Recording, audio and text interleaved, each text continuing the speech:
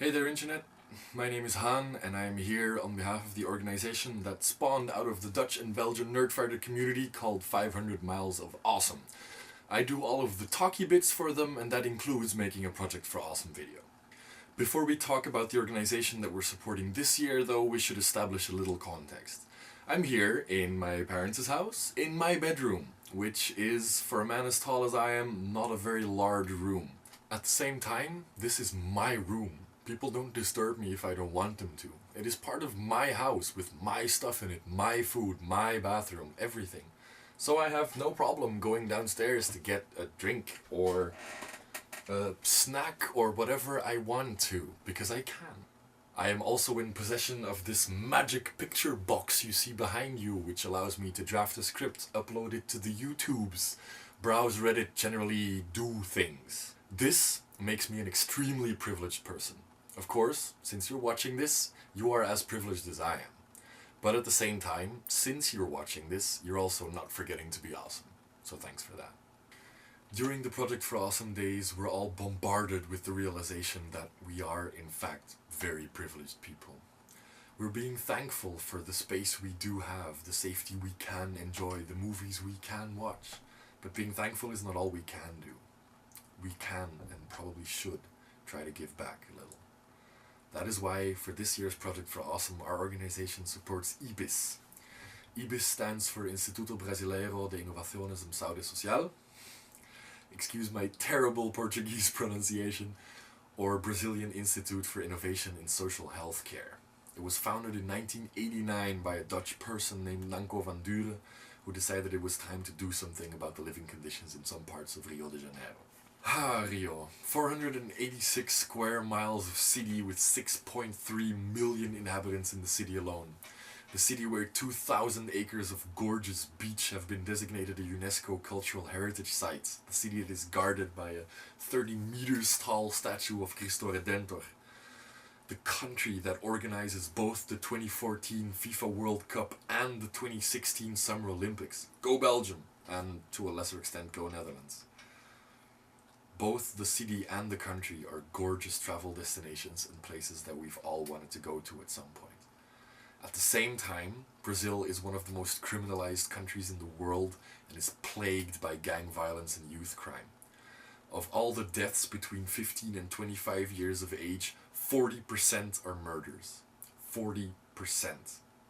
The poorer inhabitants live in favelas, places severely lacking in basic social and human rights and amenities that the government can't even give them because they can't get inside these favelas.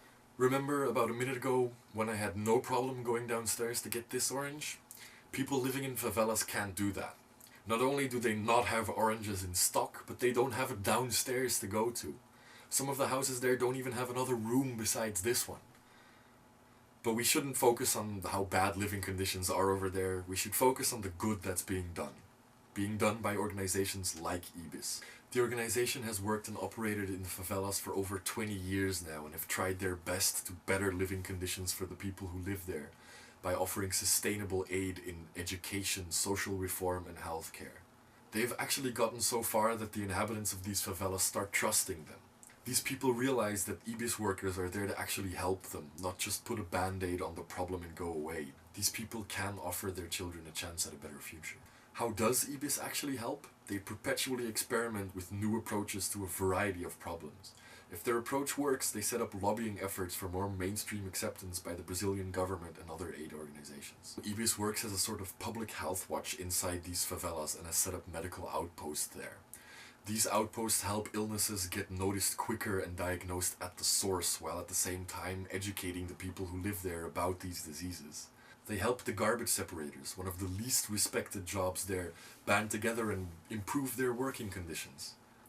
They work with families when they submit official building license requests so they can add to the room to their house where their children can study in peace. These favelas are a very different world from the one I live in. These favelas are filled with smuggling, gangs and prostitution. But still people live there, people like you and me. People with problems that can be fixed.